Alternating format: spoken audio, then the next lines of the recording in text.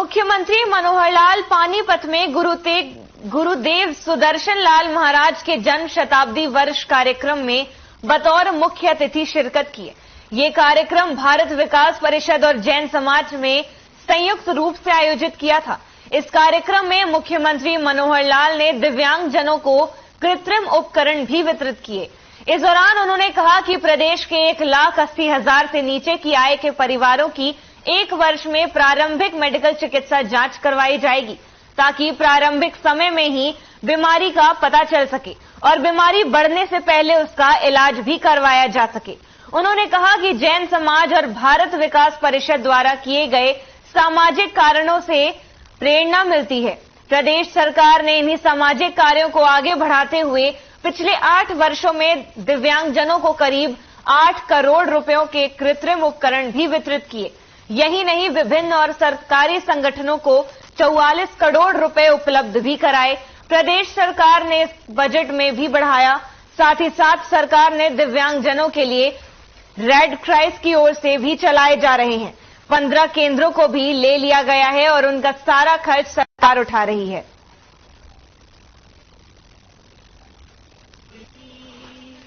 एक मिलाजुला कार्यक्रम और उसमें भी जो हमारे दिव्यांग बंधु हैं उनके लिए जो कृत्रिम अंग वितरण का एक कार्यक्रम किया गया है।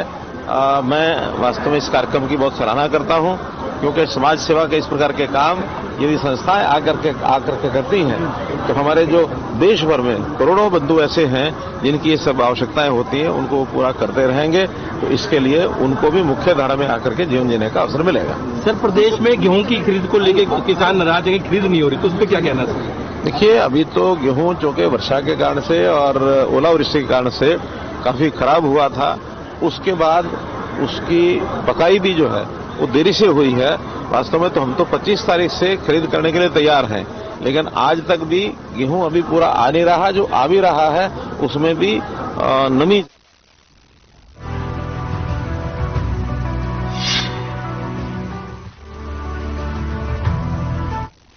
मुख्यमंत्री मनोहर लाल ने कुरुक्षेत्र के पेहोवा में गुरुद्वारा सचखंड ईश्वर दरबार जुरासी खुर्द में संत बाबा मान सिंह के पार्थिव शरीर पर पुष्प चक्र अर्पित करके उन्हें श्रद्धांजलि दी। उन्होंने बाबा मान सिंह की तस्वीर पर पुष्प अर्पित कर उन्हें नमन भी किया। इस अवसर पर मुख्यमंत्री ने कहा कि बाबा मान सिंह जी के साथ उनका गहरा नाता रहा है। बाबा मान सिंह जी सदैव समाज की भलाई, जन जन के जीवन को सुखमय करना, वंचितों और जरूरतमंद को शिक्षा, स्वास्थ्य सहित अन्य सुविधाएं मुहैया कराने के बारे में भी सोचते थे। समाज सेवा के लिए संत बाबा मान सिंह जी को हमेशा याद किया जाएगा। दुख की इस घड़ी में मेरी संवेदनाएं उनके परिवारजनों और साथ संगत के भी साथ है। उन्होंने आगे कहा कि बाबा मान सिंह जी का शरीर दुनिया से गया है, लेकिन उनकी वाणी, उनके विचार सदैव हमारे पास रहेंगे। संतों की वाणी अमर होती है और ये अमरता केवल ऐसे व्यक्तित्व को प्राप्त होती है जो सदैव जन कल्याण के लिए काम करते हैं। इसलिए हम सभी को संतों के दिखाए रास्तों पर चलते रहना है। यही संतों के प्रति सच्ची श्रद्धांजलि होगी।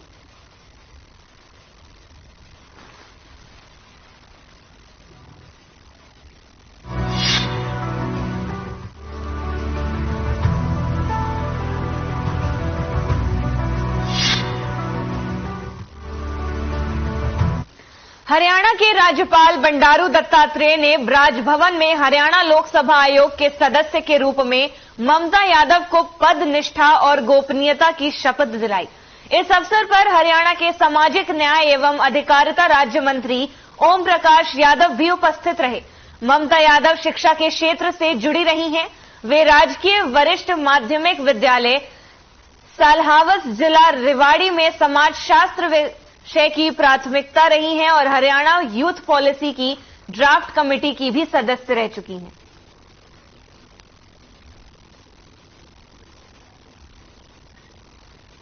तो आपको खबर बता रहे हैं चंडीगढ़ से, जहां हरियाणा के राज्यपाल बंडारू दत्तात्रेय ने राजभवन में हरियाणा लोकसभा सेवा आयोग की सदस्य के रूप में ममता यादव को पद, निष्ठा और गोपनीयता की शपथ दिलाई। इस अवसर पर हरियाणा के सामाजिक न्याय एवं अधिकारिता राज्य मंत्री ओम प्रकाश यादव भी मौके पर उपस्थित रहे। ममता यादव शिक्षा के क्षेत्र से जुड़ी आ रही हैं। वे राजकीय वरिष्ठ माध्यमिक विद्यालय साल्हावस जिला रेवाड़ी में समाज शास्त्र विषय की प्राध्यापिका रही हैं और हरियाणा यूथ पॉलिसी की ड्राफ्ट कमेटी की सदस्य भी रह चुकी हैं।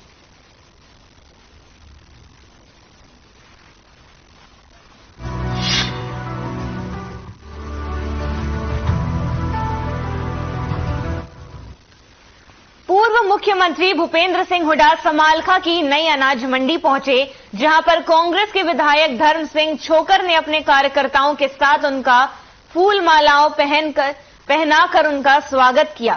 वहीं मंडी में मौजूद आढ़तियों और किसानों की समस्या के बारे में जानकारी भी ली। इस दौरान उन्होंने कहा कि गेहूं में नमी बताकर खरीदा नहीं जा रहा। वहीं पोर्टल की समस्या को लेकर भी किसानों ने पूर्व मुख्यमंत्री को भी ये बात बताई। वहीं हुड्डा मंडी में पड़ी अनाज की ढेरियों पर गए और वहां पर बैठे और किसानों से उनका समस्या के बारे में भी उन्होंने पूछा। हुड्डा ने कहा कि बीजेपी राज में किसान बेहद परेशान है।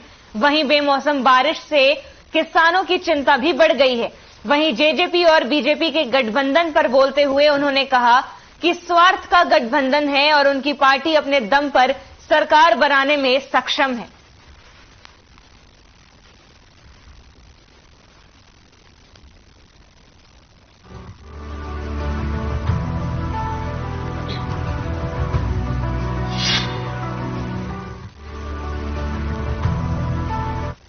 कुरुक्षेत्र से गुजरती मारकंडा नदी के ओवरफ्लो और बाढ़ के पानी से सैकड़ों एकड़ फसलों को बचाने के करीब 1 दर्जन गांवों के लोगों का प्रतिनिधिमंडल उपायुक्त से मिला।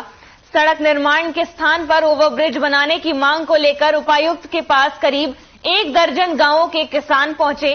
आपको बता दें कि किसानों की मांग को लेकर हरियाणा शुगर केन बोर्ड सदस्य एवं जजपा नेता डॉक्टर जसविंदर खेरा भी उपस्थित मिले। आपको बता दें कि हरियाणा शुगर केन बोर्ड सदस्य और जजपा नेता डॉक्टर जसविंदर खेरा के नेतृत्व में मारकंडा नदी के ओवरफ्लो एवं बाढ़ के पानी से सैकड़ों एकड़ फसलों को बचाने के लिए करीब 1 दर्जन गांवों के लोगों का प्रतिनिधि मंडल मिला। इस दौरान उपायुक्त ने किसानों की बात को गंभीरता से भी सुना। आपको बता दें कि महंत जगन्नाथपुरी और डॉक्टर जसविंदर खेरा ने बताया कि उपायुक्त ने किसानों की बातों को सुना और कहा कि वे इस संबंध में जानकारी हासिल करेंगे। डॉक्टर खेरा ने आगे कहा कि किसानों की समस्या के समाधान के लिए उपायुक्त मौके का निरीक्षण भी करेंगे।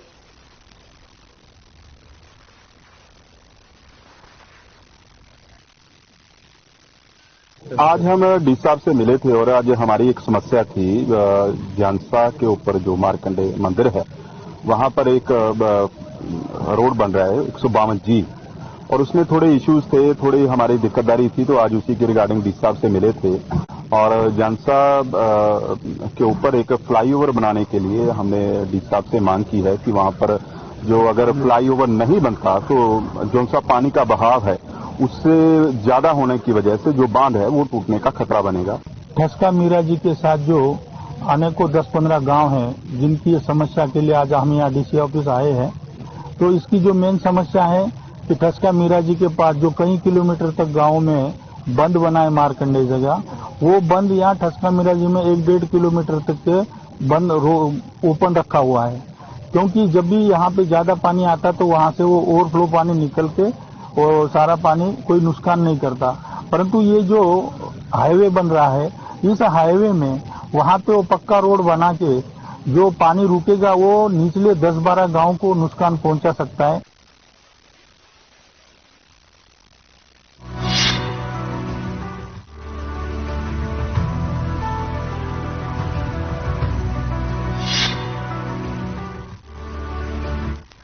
हरियाणा मंडियों में गेहूं की सरकारी खरीद शुरू नहीं होने से किसानों में नाराजगी है। सरकार ने 1 अप्रैल से गेहूं की सरकारी खरीद के आदेश भी जारी किए थे, लेकिन अभी तक अंबाला की मंडियों में गेहूं की सरकारी खरीद शुरू नहीं हो पाई, जिसकी वजह से किसान काफी नाराज दिखाई दे रहे हैं। किसानों ने सरकार से जल्द गेहूं की खरीद शुरू करने की भी अपील की है। वहीं मंडी सचिव नीरज भारद्वाज के अनुसार अंबाला की मंडियों में गेहूं की सरकारी खरीद शुरू हो गई है। वहीं मंडी में 511 गेट पास कट चुके हैं और मंडी में अब तक 10,015 क्विंटल गेहूं की आवक भी हो चुकी है। वहीं मंडी में किसानों की सुविधा पर ख्याल रखते हुए भी व्यवस्था की गई है।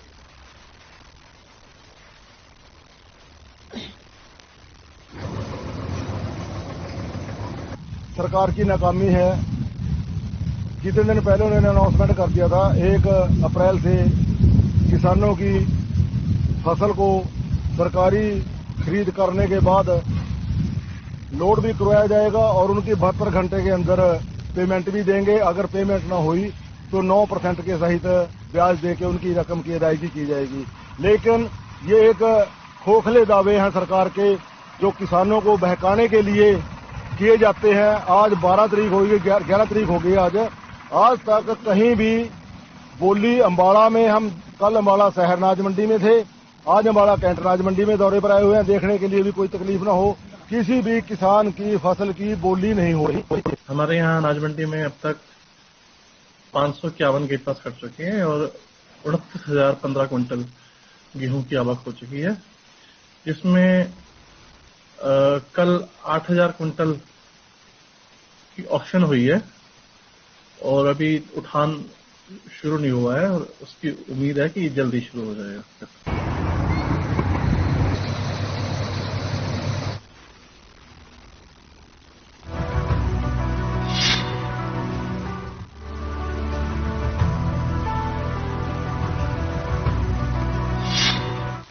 अंबाला पुलिस सीआईए टीम को एक बड़ी सफलता हासिल हुई है। अंबाला पुलिस समय समय पर लोगों की सुविधाओं के लिए उन्हें जागरूक करने का भी काम करती रहती है और विशेष अभियान के तहत अंबाला पुलिस को ये बड़ी सफलता हासिल हुई। इस एएसपी दीपक ने प्रेस वार्ता के माध्यम से बताया कि ये 4 राज्यों से फरार अपराधी अंबाला पुलिस के हत्थे चढ़ा है। आरोपी पर फायरिंग सहित कई अन्य मामले भी दर्ज हैं।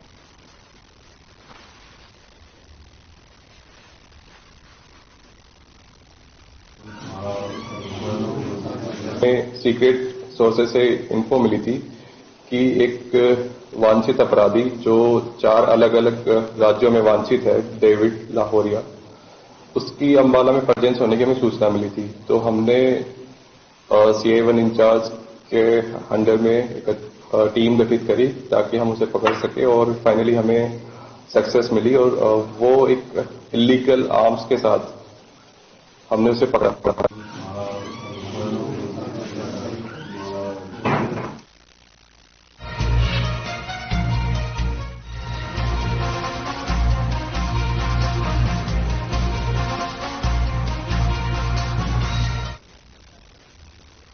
फरीदाबाद में लगातार क्राइम का ग्राफ बढ़ रहा है, जहां लगातार पुलिस, एसीपी, डीसीपी लोगों से पूछताछ करते हैं कि फरीदाबाद में कोई क्राइम तो नहीं हो रहा।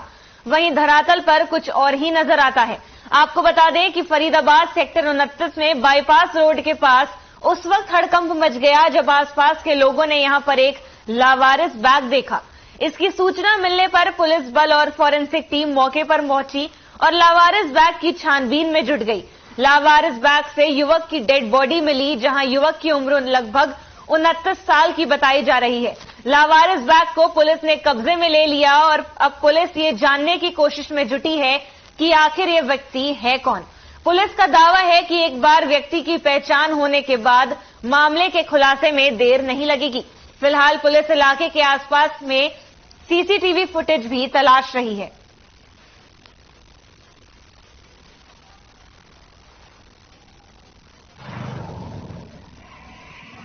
ये हमारा एक बाईपास है जो बदरपुर बॉर्डर से बल्लभगढ़ जाता है, तो सेक्टर 28 के बैक साइड में एक बैग मिला है हमें। उस बैग में एक मेल डेड बॉडी है, जिसकी हम कार्रवाई कर रहे हैं।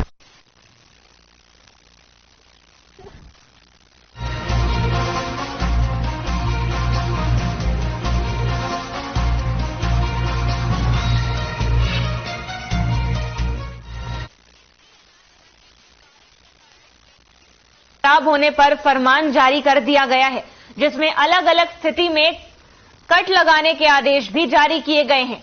अभी तक हरियाणा सरकार ने इस बारे में स्थिति स्पष्ट नहीं की कि जो ये कट लगाया गया है इसको सरकार देगी या किसान से इसकी कटौती की जाएगी, जिसको लेकर के मंडी में व्यापारी और किसानों में जमकर रोष देखने को मिला। इसी के चलते इंद्री अनाज मंडी में खरीद पूर्णतः बंद कर दी गई। जो किसान मंडी में अपनी फसल लेकर के आ रहे थे उसको सिर्फ उतारा जा रहा है और साफ करने के बाद उसको इकट्ठे करके लगाया जा रहा है। जब तक हरियाणा सरकार इस पर स्थिति स्पष्ट नहीं करती तब तक ये गतिरोध इसी प्रकार से जारी रहेगा।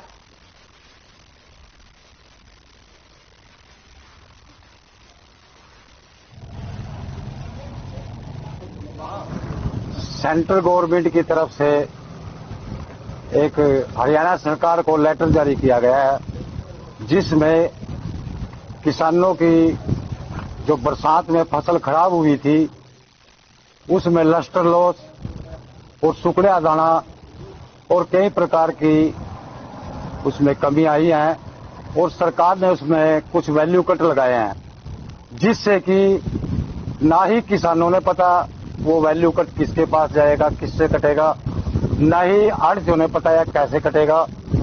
और हमारी हरियाणा स्टेट बॉडी व्यापार यूनियन जो है उन्होंने एक फैसला लिया है भाई जब तक सरकार की पॉलिसी साफ नहीं होती तब तक मंडियों में हम किसी भी किसान का माल नहीं तोलेंगे।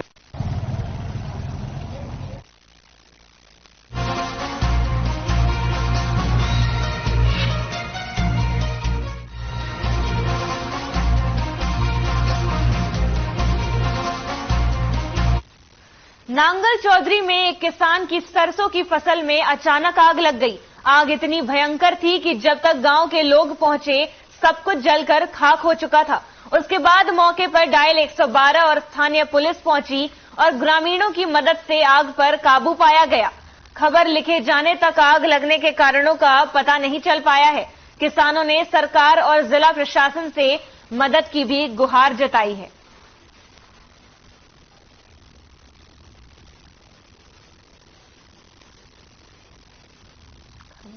तो ईश्वरी जाने भगवान जाने की मेरे तो यही शायद दाना भी वो साहब पहली जाडो मारी वो फिर ओला काकरी भी होगी और अभी सब अभी आंच लगाई।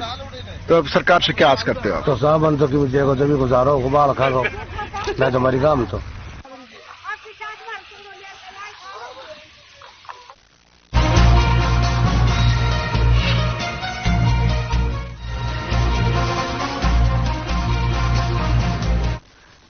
पूर्व मुख्यमंत्री और नेता प्रतिपक्ष भूपेंद्र सिंह हुड्डा घरौंडा की नई अनाज मंडी में पहुंचे, जहां उन्होंने किसानों की आड़तियों से गेहूं की खरीद को लेकर बातचीत की। भूपेंद्र सिंह हुड्डा ने कहा कि पिछले दिनों हुई बारिश के चलते किसानों ने 17 लाख एकड़ से ज्यादा फसल खराबी की शिकायत दर्ज की, लेकिन अभी तक सरकार द्वारा बनाई गई कमेटी मुश्किल से 10% फसल की ही गिरदावरी कर पाई है। हुड्डा ने आगे कहा कि बीजेपी जेजेपी सरकार के इसी ढुलमुल रवैये के चलते पहले किसान की सरसों पिटी, किसानों को एमएसपी से 500,000 रुपए का कम रेट पर अपनी फसल बेचनी पड़ रही है। अब यही हाल गेहूं के फसल का भी हो रहा है। नमी और डिस्कलर का बहाना बनाकर सरकार खरीद करने से इनकार कर रही है।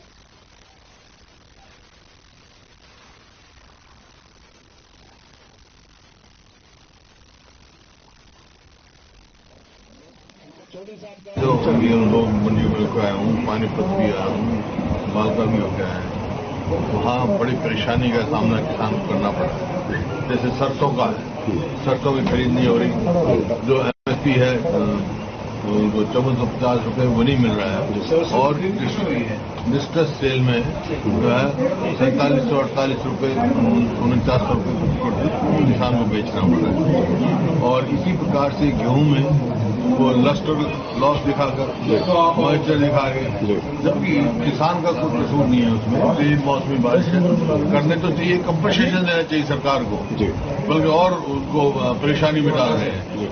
वहाँ पे पूरा खरीद नहीं हो रही है और आज किसान परेशान है। वहाँ पे भी दिक्कत, कभी लस्टर लॉस दिखा देते हैं, कभी ब्रोकन ज्यादा दिखा देते हैं। हालांकि ये नॉर्म जो है ना हालात के हिसाब से बदले भी जाते हैं।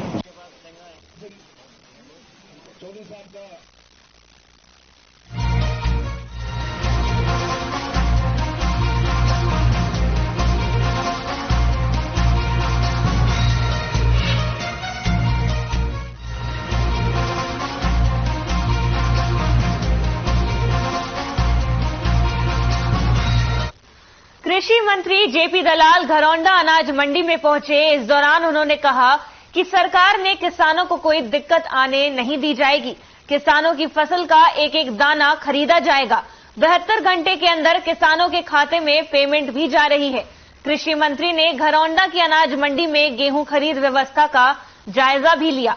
इस अवसर पर उन्होंने मीडिया से भी रूबरू होते हुए कहा कि अनाज मंडी में गेहूं खरीद का कार्य सुचारू रूप से चल रहा है। लिफ्टिंग भी समय पर हो रही है। तो वहीं मंडी में पीने के पानी, किसान कैंटीन, साफ सफाई और सुलभ शौचालय की भी पर्याप्त व्यवस्था है। फिर भी अगर कहीं जरूरत पड़ती है तो सचिव उसकी व्यवस्था करवाना सुनिश्चित भी जरूर करेंगे। उन्होंने आगे कहा कि विपक्ष की सरकार ने मुआवजे के नाम पर किसानों को 3,000 रुपए प्रत्येक एकड़ दिया जाता था, जबकि मनोहर सरकार 15,000 रुपए प्रति एकड़ के हिसाब से मुआवजा दे रही है। इस वर्ष भी मुख्यमंत्री ने बेमौसमी बारिश होने पर तुरंत प्रभाव से स्पेशल गिरदावरी के भी आदेश दिए। ये मुख्यमंत्री की किसान हितैषी सोच का ही परिणाम है।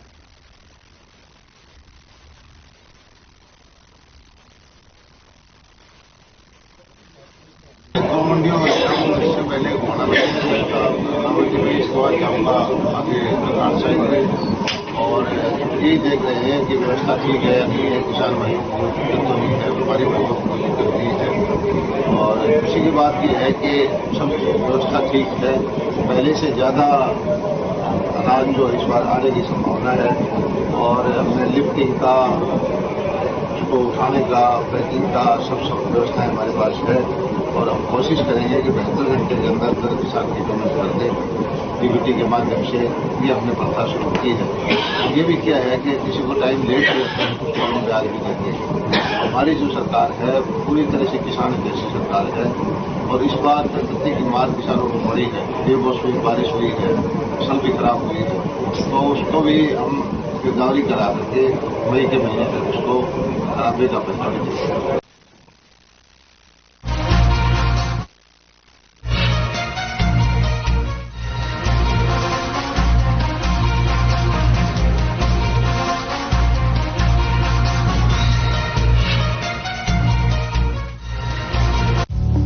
Through constant innovation,